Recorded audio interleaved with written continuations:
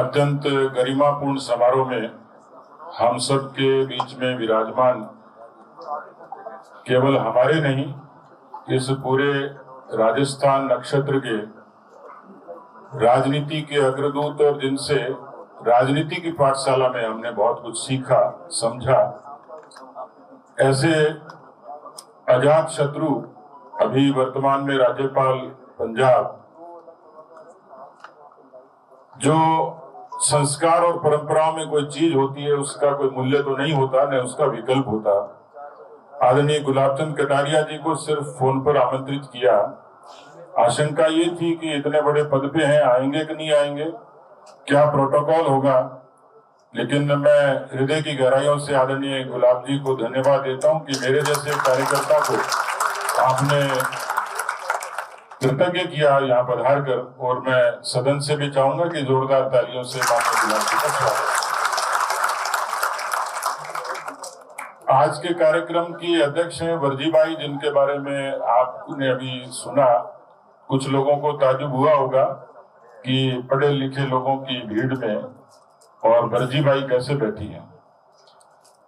दुनिया में यदि भारत की कोई एक उपलब्धि का जिक्र करना चाहे, बेशुमार है, पर मुझसे कोई पूछे तो मैं कहूंगा लोकतंत्र ये भारत की सबसे बड़ी ताकत है। उसी लोकतंत्र के वोट के राज से वर्जीबाई, जो नरेगा की मजदूर थी और जिस समय जिला परिषद की टिकट देने के बाद हुई तो बकरियां चरा रही थी, उनको जब आग्रह किया कि आपको जिला परिषद का चुनाव लड़ना है तो कहा मां की बकरियां कौन चराओगे। उनको फिक्र थी बकरियों की। लेकिन ये लोकतंत्र की खूबसूरती है कि नरेगा की मजदूर और बकरी चराने वाली आज भीलवाड़ा की जिला प्रमुख के रूप में सुशोभित है। वर्जीबाई का आप स्वागत करें। मैं हृदय की गहराइयों से, बहुत ही अंतःकरण से मैं टीकाराम जूली जी का अभिनंदन करूंगा, क्योंकि ये कार्यक्रम पार्टी विशेष का नहीं था, ये साहित्य का भी था। लेकिन इसमें समाज, राजनीति, साहित्य और सभी लोग, यहाँ भी बहुत सारे लोग हैं जो दल के इतर भी हैं, जिनके अलग अलग विचार हैं। मेरे मन में आया तो मुझे आदरणीय राजेंद्र राठौड़ जी ने कहा कि ये सबसे उत्तम काम है, टीकाराम जी को आपने आमंत्रित किया। मैं टीकाराम जी का उपकार इसलिए नहीं भूल सकता कि एक टेलीफोन पर मैं उनको कार्ड देने भी नहीं गया। उन्होंने कहा कि मैं नियत समय पर आऊंगा और आपके इस कार्यक्रम में निश्चित रूप से रहूंगा। मैं समझ सकता हूं कि राजनीति की बहुत सारी वैचारिक व्यवस्था और मजबूरियां होती हैं, लेकिन उन मजबूरियों की मर्यादा के बावजूद भी एक भाई की तरह स्नेह देकर टीकाराम जी हमारे बीच में आए। मैं चाहूंगा कि जोरदार तालियों से उनका स्वागत करें। टीकाराम जी को मैंने मंत्री के रूप में और नेता प्रतिपक्ष के तौर पर उनको सदन में देखा है। मैं उनका हृदय से आभार व्यक्त करता हूं, हमारे बीच में आए हैं। आदरणीय मदन राठौड़ जी, उनका मंच की और अतिथियों की सूची में नाम नहीं था। मुझे बड़ा संकोच हुआ कि मेरे ही दल के वो प्रदेश के अध्यक्ष हैं, तो मैंने एक औपचारिक निमंत्रण उनको भेजा। लेकिन मैं जब दरवाजे पर था, उस दरवाजे पर सबसे पहले आने वाला शख्स कोई था तो मदन जी राठौड़ थे। तो मैंने उनको गुलदस्ता देना चाहा। मैंने कहा आपका स्वागत है। बोले नहीं, मैं कार्यकर्ता की हैसियत से आपसे मिलने के लिए आया हूं। उन्होंने मुझे फूल भेंट किए। तो मैं मदन राठौड़ जी को इस हृदय की विशालता के लिए बहुत बहुत धन्यवाद देता हूं। राजनीति में इस प्रदेश में भैरव सिंह जी को स्कूल ऑफ पॉलिटिक्स के नाम से जाना जाता है।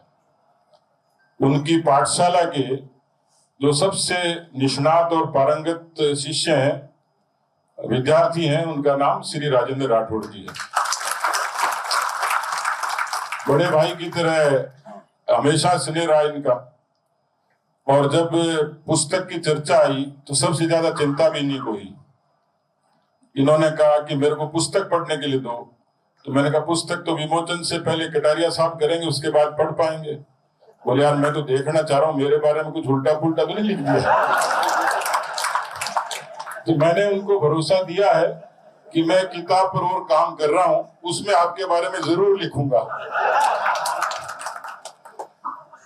लेकिन ये बात सत्य है कि यहाँ जो लोग हैं मेरी मजबूरी व्यवस्था थी कि स्थान मुझे कल्पना नहीं थी कि छोटा पड़ जाएगा। आमंत्रितों की सूची में भी बड़ा कंफ्यूजन था, क्योंकि कुछ दिन पहले मेरे पुत्र के विवाह में काफी लोग आए, तो सब लोग यही मान रहे थे कि पूनिया जी किताब में भी सबको बुलाएंगे। तो मेरे बड़ा संकट हो गया कि इनको बुलाना और जिमाना तो मेरे तो बस की बात नहीं थी। किताब में इतने सारे लोगों को कैसे जिमाऊंगा, लेकिन फिर भी लोग आ गए तो जगह कम पड़ गई। थोड़ा नीचे भी हॉल खुलवाया, कई वीआईपी भी रह गए। यहाँ भी कई लोग जो टाइम पर आ गए उनको तो कुर्सी मिल गई, तो बाकी लोग तो तलाश ही रहे। लेकिन मैं क्षमा चाहूंगा कि जगह कम पड़ गई, पर मुझे लग रहा है कि ये जगह कम नहीं पड़ी है, ये आशीर्वाद आपने मुझे भरपूर दिया है, इसके लिए मैं अभिनंदन करता हूँ। किताब के बारे में वो तो पढ़ भी लेंगे और नेताओं के भाषण भी, लेकिन मेरे सामने एक नीचे पंक्ति बैठी है, भारतीय लोकतंत्र का और विचारों की, संस्कारों की जो एक श्रृंखला है, उसमें मैं जिन लोगों से जीवन में बहुत सीखा, आदरणीय कटारिया साहब और राजेंद्र राठौड़ जी तो हैं ही, लेकिन मैं आदरणीय घनश्याम तिवारी जी को नहीं भूल सकता। उनका क्योंकि एक परिवेश में हम लोग पैदा हुए और बहुत उदारता के साथ में आशीर्वाद देने के लिए पधारे। आदरणीय राव साहब, हमारे रामचरण बोरा जी, आदरणीय जाबर सिंह जी, श्रीचंद कृपलानी जी तो नैसर्गिक रूप से मेरे बड़े भाई हैं और उनका स्नेह और आशीर्वाद हमेशा मिलता रहता है। सुमित गोदारा जी, मदन दिलावर जी पहले आगे थे, तो मैंने कहा मैं तो पहले ही परेशान था कि यहाँ जगह कम है, लोग भी आ रहे हैं, आपको देख के एप्लीकेशन वाले यहाँ ज्यादा नहीं आ जाए। तो आए होंगे कई लोग, लेकिन वो कईयों को पता नहीं लगा कि मदन जी यहाँ हैं, इसलिए थोड़ा बचाव हो जाएगा। बाकी मदन जी आज से नहीं, 1993 से बहुत ही आशीर्वाद। माननीय छिपा साहब हैं, हमारे आदूराम जी बाड़मेर से आए हैं, शैलेश जी, अभिनेश जी, ज्ञानदेव आहूजा जी तो अभी रामलीला खत्म हुई है, इनके मूंछों को देख के लोगों को हमेशा ही रावण याद आता है, लेकिन ये राजनीति के राम है। ऐसे हमारे बिहानी जी हैं, गंगानगर से लेके जयपुर तक हमेशा कहते हैं बोले एक ही एमएलए जीता हूं मैं, तो बात तो सही है। गंगानगर से जब चलते हैं चीरते चाहते आते हैं तो इनकी ट्रैक पे तो अकेले एमएलए हैं। हमारे महेंद्र पाल जी और सब लोग विराजमान हैं, तो एक बार चाहूंगा कि जोरदार तालियों से सभी हमारे सम्मानित अतिथियों का आप लोग सम्मान करें। एक तो राजनीति में के बारे में अधिकांश लोगों की अभी भी यही धारणा कि पढ़े लिखे नहीं होते। मैं एक बार ट्रेन से जा रहा था, सुबह जल्दी का समय था, अंधेरा था, सर्दियों के दिन थे, तो सुबह 7 बजे फोन बजना शुरू हो गया। तो मैं बातचीत कर रहा था, तो सामने जो एक नौजवान थे कोई, उन्होंने मेरे को देखा, फिर कहा आप नेता हो क्या? सुबह सुबह कोई आपको नेता कहे तो आप समझ सकते हो कि वो व्यंग कर रहा है, श्रद्धा व्यक्त कर रहा है, पता नहीं। थोड़ी देर बाद मेरे को कहता आप तो पढ़े लिखे भी लगते हो। मैं कहा ये भी मानने के पढ़े लिखे नहीं लगते। तो मैंने जब ये किताब लिखी तो बहुत सारे लोगों ने बड़ी उत्सुकता व्यक्त की, बोला अच्छा आपने किताब लिखी? आपने लिखी? मैंने कहा मैंने लिखी। तो कईयों को तो यही उत्सुकता है कि नेता पढ़े लिखे नहीं होते, नेता किताब भी लिख सकते हैं, ये भी संकट है। घनश्याम जी भाई साहब, तो मेरे साथ ऐसे हुआ कि एक कोई मरीज अस्पताल में भर्ती हो गया जिसका ऑपरेशन होना था, उसको ऑपरेशन टेबल पर लिटा दिया। अब जो लिटाया फिर घबरा के खड़ा हो गया, फिर डॉक्टर उसको लिटाया और वो फिर खड़ा हो जाए। तो डॉक्टर ने कहा बात क्या है? बोले जी मैं तो पहली बार ऑपरेशन करा रहा हूं। तो डॉक्टर ने कहा चिंता मत कर, मैं भी पहली बार ही ऑपरेशन कर रहा हूं।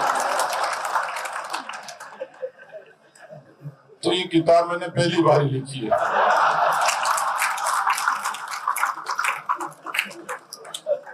इस किताब के बारे में बहुत लोगों ने अमेजन पे तो भाई साहब वो बिक्री बंद हो गई, खरीद ली लोगों ने।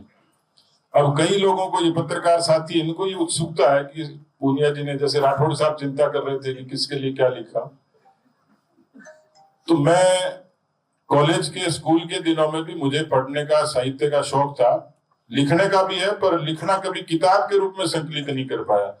फेसबुक पे लिख लेता हूँ, कई जगह लिख के लोगों को इनपुट दे देता हूँ, या कई पन्ने लिख लिए छुपा के रख लिए कि कभी मौका आएगा तो लिखूंगा। ऐसे में चर्चा कर रहा था तो दिल्ली में मेरे बड़े एक नेता बोले, मैंने कहा जी किताब की मैं कल्पना कर रहा हूँ। तो बोला अभी मत करना, रिटायरमेंट की बात करना, कोई एक आध पन्ना गड़बड़ लिख देगा तो मुश्किल हो जाएगी।